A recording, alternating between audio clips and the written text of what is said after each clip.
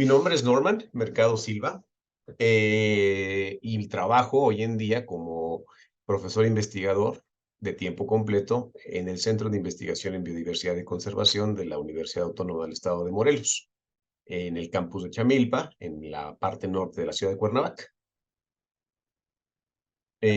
Soy biólogo, estudié en la UNAM, allá a finales de la década de los 1990 del siglo pasado, y después de eso tuve la oportunidad de hacer una maestría en conservación biológica y desarrollo sostenible, eh, y después hubo un doctorado en zoología en la Universidad de Wisconsin. Esto fue en la Universidad de Wisconsin-Madison, en Estados Unidos. Esto fue por ahí de entre los 2001, 2005. Entonces, a eso me dedico hoy en día. En realidad no tengo una sola persona que me haya inspirado. Creo que desde que estaba yo en la prepa, sobre todo en la prepa, me gustaban mucho las prácticas de biología, pero en aquel entonces yo no sabía que existía todo el campo que hoy sé que existe dentro del ámbito de la ciencia y sobre todo de las ciencias biológicas. Entonces, desde la prepa, yo sabía que quería dedicarme a algo que tuviera que ver con organismos, pero no sabía si esos organismos iban a tener dos patas, o si iban a tener cuatro, si iban a tener alas, si iban a tener escamas. No sabía yo, no tenía yo el mayor idea de hacia dónde yo a ir con esta inquietud que tenía. Entonces estaba yo interesado en parte en ser dentista, por ejemplo, porque mi papá y otros miembros de mi familia también son del ámbito de los dentistas. Tenía yo inquietud por la medicina. En su momento tuve yo también algo de inclinación por quizá la veterinaria, aunque no tanto, y después por la biología. Y fue cuando ya estaba yo terminando la preparatoria, me empecé a interesar más y a enfocar un poquito más en lo que pudiera ser eh, o odontología o biología. Entonces no sabía yo para dónde me iba a ir. Y entonces sucedió que entre que acabé la carrera y iba yo a empezar la universidad, con estas dudas que tenía, dije, bueno, ¿sabes qué? Me voy a dedicar a trabajar tanto de un lado como asistente, ¿verdad? En el ámbito de la biología o en el ámbito de la odontología, me voy a dedicar a tratar de explorar estas dos rutas para ver para dónde puedo ir. Y al mismo tiempo que estaba yo tratando de entrar a la universidad. Entonces, al cabo de algunos meses que estuve trabajando un poco dentro del ámbito de la biología y un poco dentro del ámbito de la odontología, tomé la decisión de que lo mío, me imaginaba yo más como biólogo. Pero entonces no tengo un modelo así ay, yo quiero ser como Darwin, o ay, yo quiero ser como Lynn Margulis, o algo así. No, no lo tuve. ¿Sí? Entonces fueron toda una serie de circunstancias, a lo largo de ese periodo de mi vida, que los que fueron diciendo, ¿sabes qué? Yo creo que la mejor ruta es por el lado de la biología, va a ser la más divertida y va a ser la que me va a abrir a mí todo un campo de conocimiento muy interesante. Nada más que eso yo no lo sabía entonces, eso ya me enteré. Ahora que ya estoy donde estoy, ya me enteré y me gusta mucho el ámbito en el cual ya me desenvuelvo, aunque me resta muchísimo por conocer. Em, y entonces fue cuando ya decidí, y afortunadamente me aceptaron para poder estudiar la carrera en la UNAM, la carrera de biología. Y pues ahí se me empezaron a abrir un montonal de puertas mentales, ¿verdad? Porque no sabía yo toda la diversidad de grupos que existían, invertebrados, plantas de muy diferentes tipos, a muchos grupos de animales que yo nomás no sabía, muchas partes de la ciencia, fisiología celular, biología celular, cómo funcionan los músculos, cómo funcionan las células, eh, cómo un organismo respira. Toda esa bola de inquietudes empezaron a resolverse. y para todos los diferentes organismos. Y entonces ya de ahí, en su momento, a lo largo de la carrera, empecé a irme a tratar de buscar un tema de tesis, porque sucede que cuando ya estás acabando la carrera, y en aquel entonces tenías que hacer una tesis, lo cual es como una investigación que tienes que hacer. Es una investigación donde tú llevas la batuta y tú tienes que decir, tienes que buscar una pregunta, tratar de resolverla, ya sea con actividad en un laboratorio o en actividad en campo o las dos. Y entonces lo que yo me decidí en aquel momento, surgió una bonita oportunidad de comenzar a trabajar con parásitos así como que lombrices más o menos, que todos los organismos, todos los vertebrados al menos, ¿verdad? Todos tenemos parásitos. Y entonces me llamó la atención esta oportunidad porque se trataba de comenzar a investigar qué tipos de parásitos y cuántos y cómo interactúan dentro de los organismos, y empecé a trabajar con parásitos primero de lagartijas.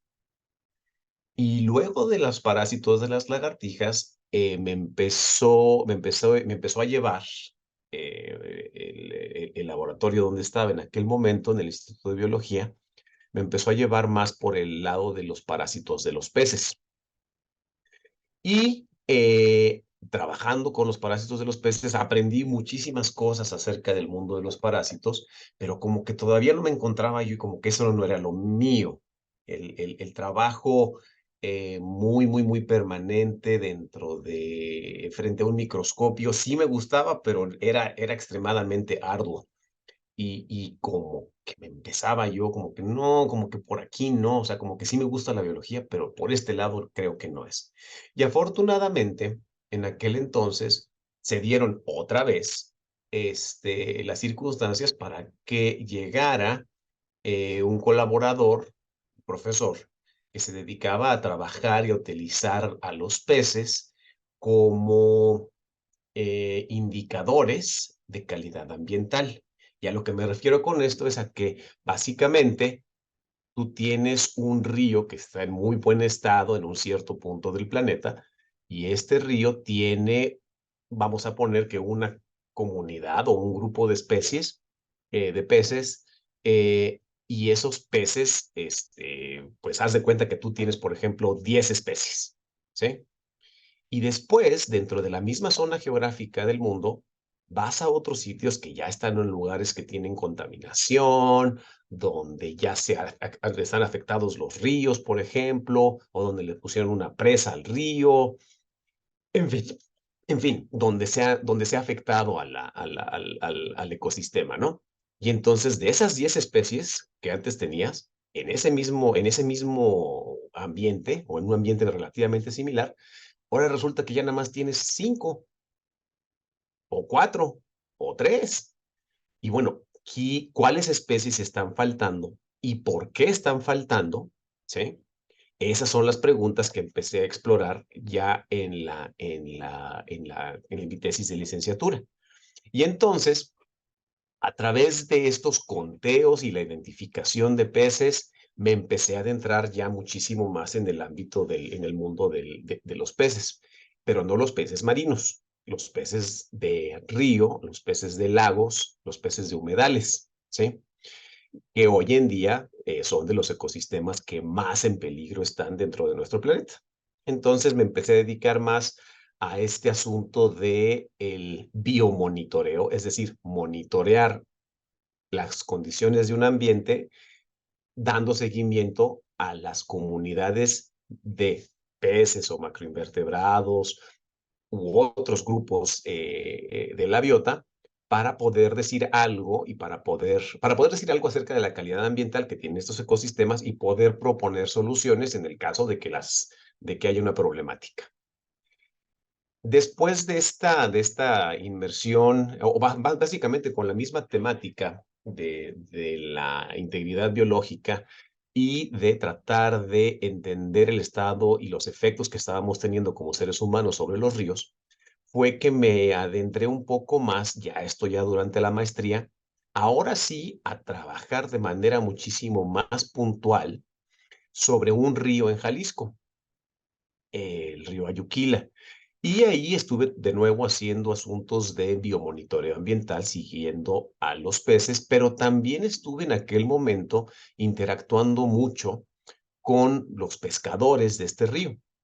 En muchos de los ríos de nuestro país y en muchos de los ríos del mundo, las pesquerías de subsistencia, y ahorita voy a explicar qué es eso, son importantísimas. Las pesquerías de subsistencia son eh, cuando las personas que viven en pueblos o en rancherías muy cercanas a los ríos, van a los ríos y pescan con sus redes o con trampas a los organismos que están dentro de estos ríos y los utilizan para comer, para complementar sus otras actividades. Por ejemplo, puede que sean agricultores, puede que sean ganaderos, puede que trabajen en alguna ciudad cercana, pero para poderse alimentar, necesitan de la proteína que los peces o los crustáceos, los camarones, los ancoziles, etcétera, pueden proveerles a ellos y a sus familias. Y entonces, en aquella ocasión, tuve la oportunidad para mi maestría de, además de hacer el asunto del biomonitoreo con los pececillos, también entrevistar a los pescadores y estar preguntándoles y obtener su opinión acerca de la situación ambiental de este río, que como les recuerdo está en Jalisco, y entonces, también ahí me tocó aprender a cómo hacer una encuesta, por ejemplo, y cómo trabajar con interpretando las cosas que te dicen y las opiniones que tienen las personas que viven en estos ambientes. Entrevisté a varias personas y con eso logré integrar tanto la parte del biomonitoreo como la parte de las opiniones de los pescadores para obtener mi tesis de maestría. Y ya después de eso, esto ya fue cuando estaba yo en la Universidad de Wisconsin, tuve la oportunidad de nuevo, de repente llegó un profesor que estaba haciendo cosas padrísimas con especies invasoras. ¿Y qué es una especie invasora? Me van a preguntar. Una especie invasora haz de cuenta que tú tienes una región de México. Y en esa región de México, desde los tiempos remotísimos, ahí había una serie, un grupo de especies, ¿sale? Este grupo de especies, de cualquier grupo, pueden ser aves, pueden ser plantas, pueden ser peces, pueden ser lo que ustedes quieran. Tienes esa región donde hay un cierto número de especies, ¿sí? De manera natural. De repente llegamos nosotros como seres humanos y ¿sabes qué? Que me voy a traer a tal especie de algún otro lado porque me gusta, porque la quiero aprovechar, porque me divierte mucho, en fin, por toda una serie de razones y la meto a este conjunto de especies, ¿sí? Y entonces ahora ya no tengo esas 5 especies que tenía yo aquí, ahora ya tengo una sexta. Esa sexta, si de repente sale que se reproduce muy rápido o que se come la comida de todos los demás, entonces esa especie ya no es solamente una especie exótica, no es una especie que yo traje como ser humano, sino que se convierte en una especie invasora, ¿sí? Y esa especie invasora le empieza a dar en la torre a todas mis demás especies, ¿sí? Y acaban por quedándose esa especie invasora. El caso es que este profesor estaba dedicándose a hacer trabajo con especies invasoras de peces y de crustáceos en lagos, y esto ya en los lagos allá en Wisconsin, en el norte de los Estados Unidos, casi casi esquina con Canadá.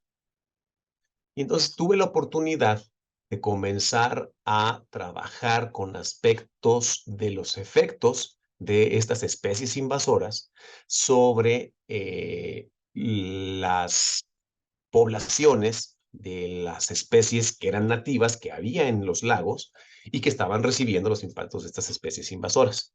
Pero más allá de eso, también me tocó tener la oportunidad de combinar ese trabajo de especies invasoras con los efectos del represamiento de los ríos. Probablemente ustedes conocen que a los ríos muchas veces nosotros como seres humanos le hemos construido presas.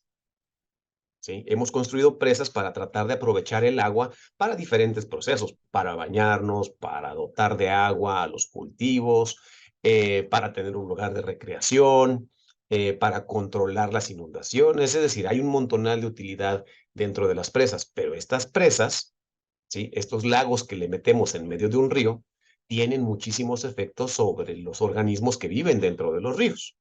¿Sí? ¿Por qué? Porque de repente lo que antes era un río con corriente, con piedras, eh, con muchos atributos típicos de un río que se pueden ustedes imaginar, de repente se convierte en un lago. Y ese lago, pues las especies que viven en un río, no todas pueden vivir en un lago, ¿sí? Y entonces, también estas presas tienen muchísimos efectos sobre lo que pasa dentro de los ríos. Entonces, en esta etapa de mi desarrollo, ya me empecé a dedicar más a, oye, mira, no es nada más las especies invasoras, no es nada más la contaminación, sino también es la modificación del hábitat lo que está ocasionando muchos problemas para los ríos y para los peces, sobre todo los peces que eran nativos de esos ecosistemas. Y entonces así me seguí a trabajar y terminé el doctorado trabajando con especies invasoras. Y después de eso ya empecé a dedicarme a otras actividades ya en la siguiente fase de la carrera de una persona que se dedica a esto que me dedico yo, que era un postdoc. Después del doctorado, una vez que acabas el doctorado, generalmente se recomienda que hagas una estancia postdoctoral. En esta estancia postdoctorales lo que haces es enfocarte en ciertos proyectos muy puntuales, básicamente en lo que encuentras una chamba, ¿sí? Y entonces, durante mis estancias postdoctorales, de las cuales hice varias, por razones más que nada familiares, eh, estuve trabajando diversos aspectos. Una de ellas fue, por ejemplo, eh, analizar cuál es el efecto de que le reduzcas la cantidad de agua a un río sobre los peces.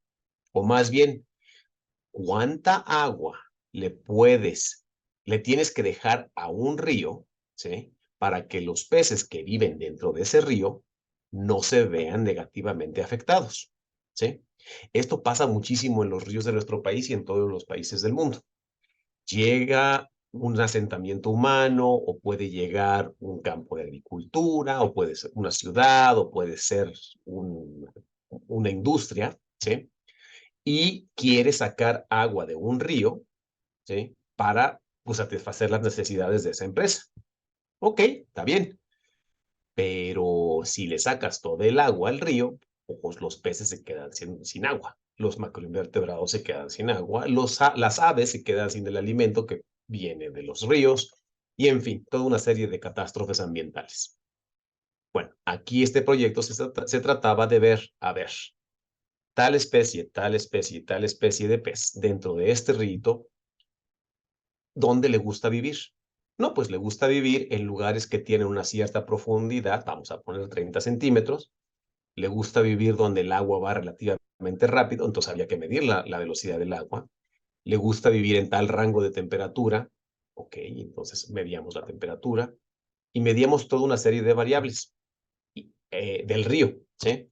Y entonces lo que nos podíamos hacer, y no era nada más yo era la parte que trabajaba con los peces, pero también había colegas que se dedicaban a trabajar con los volúmenes de agua, personas que se dedicaban a la hidrología, ¿sí? Y en este estudio de la hidrología, de lo que se trataba era de ver, oye, a ver, vamos a imaginarnos que le vamos a quitar al río, vamos a quitarle 5 metros cúbicos por segundo. Y me van a decir, ¿cómo se mide eso? Bueno, pues háganse de cuenta que le vamos a quitar de todo el agua que tiene el río en un cierto tiempo, le vamos a quitar 2 tinacos o 3 tinacos cada segundo. Ok. ¿Para qué? Porque esa agua la necesitamos para un cultivo o para una ciudad o para... Ok, y entonces el río se queda con 5 metros cúbicos menos en un cierto trayecto de su recorrido. Ok, ¿cuál es la consecuencia de quitarle esos 5 metros cúbicos por segundo? ¿Qué hábitat nos queda para los peces? Y entonces hacíamos los cálculos de cuánta agua nos quedaba para los peces. Estos son métodos que se utilizan hoy en día muchísimo para poder abogar por todos los organismos que viven dentro de un río. Oye, ¿sabes qué? Me tienes que dejar, no es que yo que quiero llevar todo el agua del río para poder poner mi huerto de cerezas. No. Si te llevas todo el agua para tu huerto de cerezas, vas a matar a todos los peces y a todos los macroinvertebrados y a todas las aves que dependen de esos organismos. Entonces, yo te voy a, una de las cosas que podemos decir hoy en conjunto entre biólogos, hidrólogos y otra serie de disciplinas es, ¿sabes qué? No te lleves todo el agua, nada más llévate este poquito o este muchito. Llévate estas diferentes cantidades porque eso va a permitir que no tengas un efecto tan importante o tan dramático sobre los organismos que viven dentro de este ecosistema. Y entonces esto es un proceso donde juntas la hidrología con la ecología. Entonces haces ecohidrología, ¿sí? Esa fue una de las cosas a las que me dediqué dentro de uno de mis postdocs. Otro de las actividades que estuve realizando durante este periodo fue el ver cómo en un ambiente de laguna, ahora sí costera, ¿sí?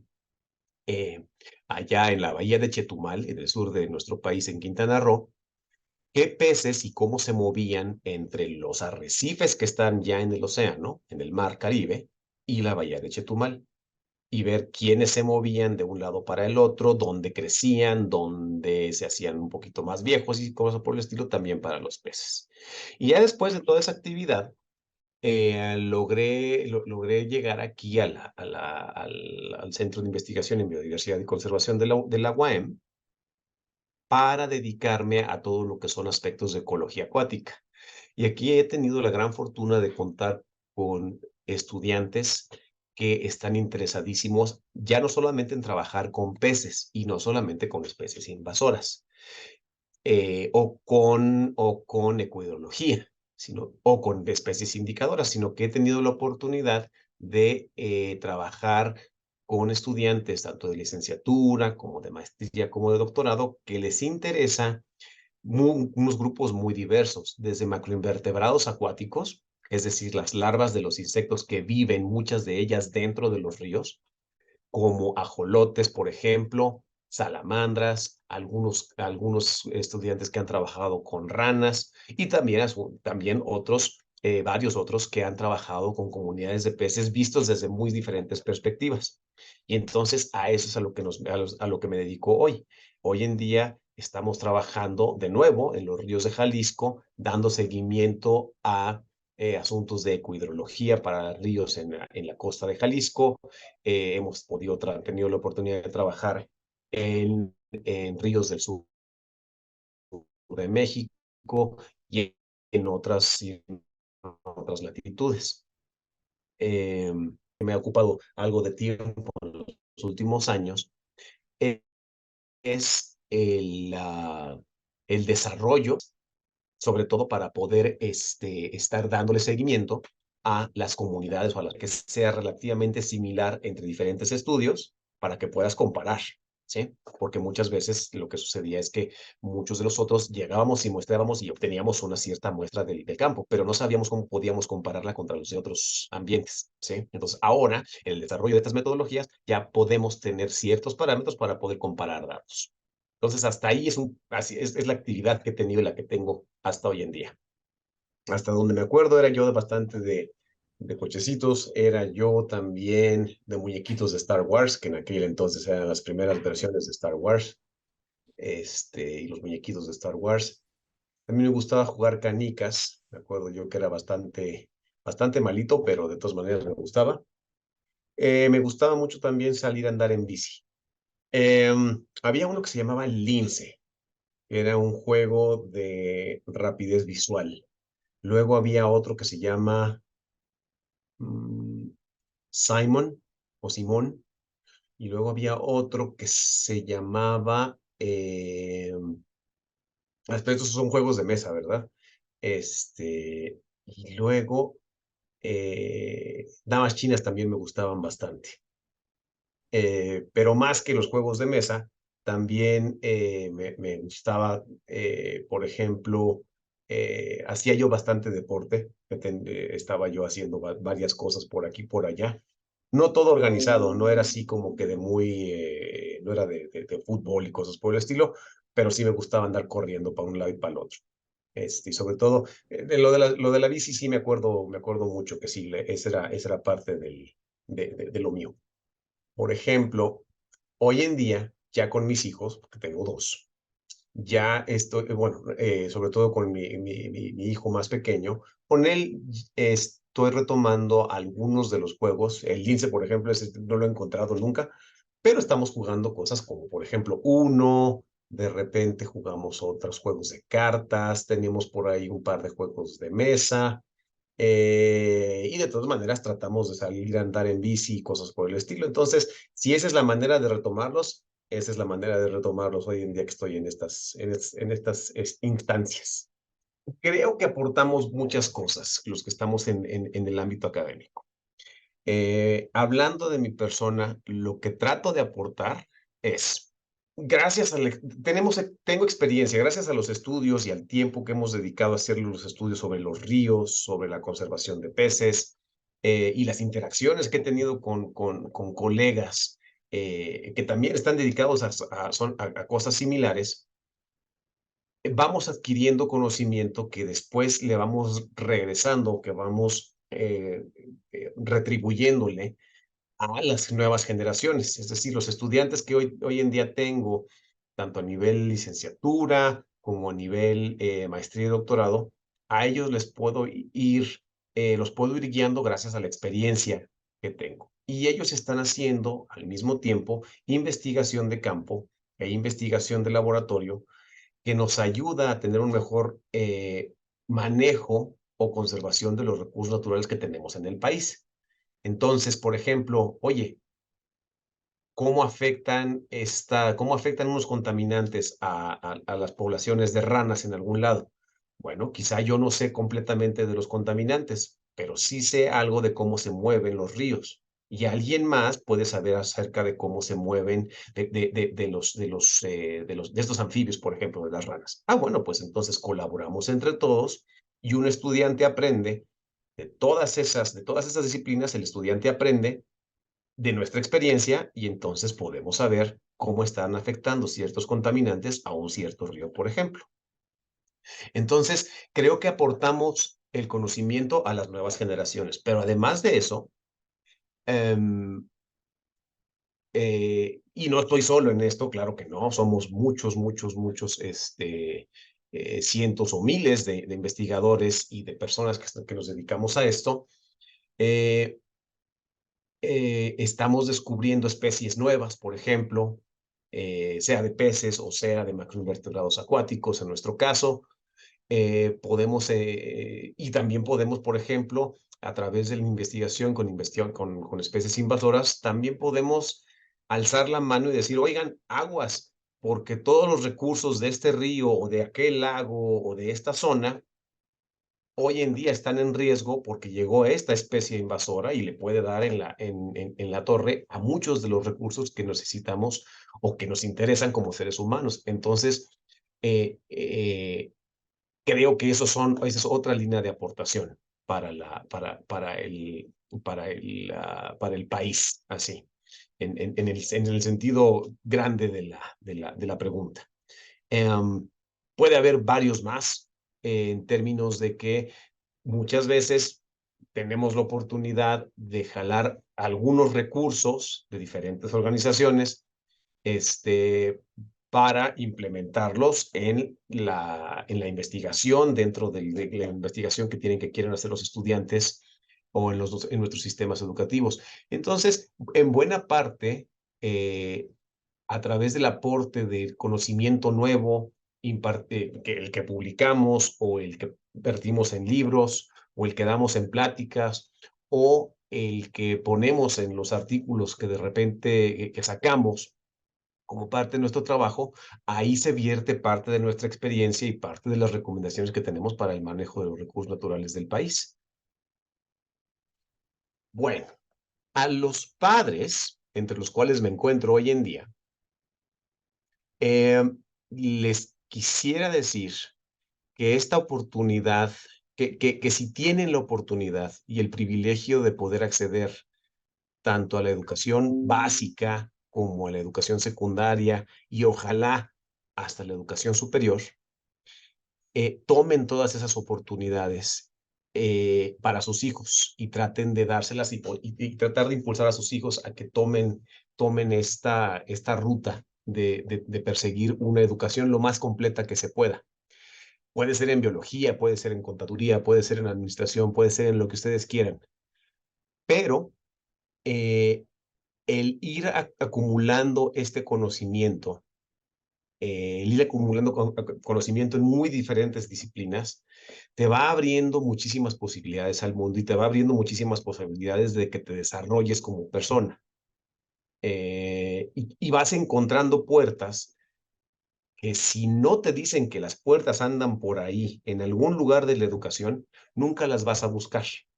Entonces, si entre más educación, sea en tu casa, o sea en la escuela, o sea donde sea, entre más investigues y más puertas trates de encontrar, vas a encontrar la puerta, o sus hijos van a encontrar la puerta a través de la cual puedan entrar y desarrollar el resto de sus vidas. Hoy en día, y no me quiero poner muy técnico ni muy profesional, se sabe que aquellas que también para el beneficio económico, ¿sí? Que no debe de ser el único fin, pero sí es uno importante, las personas que llegan a estudiar una educación secundaria, preparatoria y sobre todo las que llegan a estudiar una carrera, generalmente tienen muchísimas más oportunidades de desarrollarse y de tener un salario, una manutención relativamente digna para poder seguir sus vidas. Pero más allá de esa parte económica, sí, yo creo que el punto donde sí quiero hacer énfasis es entre más educación puedas acumular a lo largo de tu vida, más puertas se te van a ir abriendo. Y puertas no nada más por oportunidades económicas, sino oportunidades eh, para ir haciendo más preguntas y para enriquecerte y para ir aprendiendo y después enseñando. Eso es lo que le podría yo decir a los padres.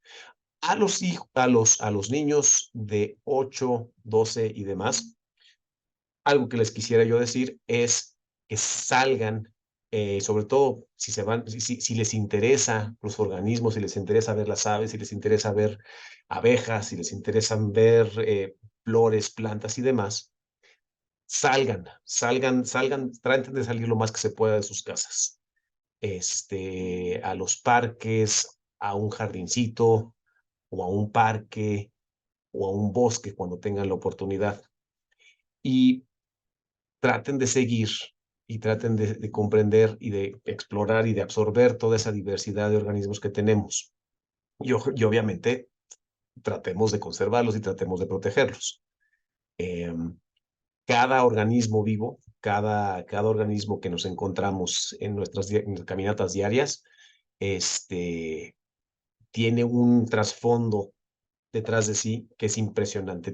Hay una cantidad de información impresionante acerca de un organismo en particular, que puede ser tan chiquito o tan grande como ustedes lo quieran. Entonces, eh, el darle seguimiento a ese organismo les va a ayudar a comprender el mundo en el que están viviendo, que no es nada más un mundo de pantallas, no es nada más un mundo de radio, de música, que también son cosas importantes, pero el mundo en el que están viviendo lo compartimos con toda una bola de organismos vivos y hay que conocer a esos vecinos.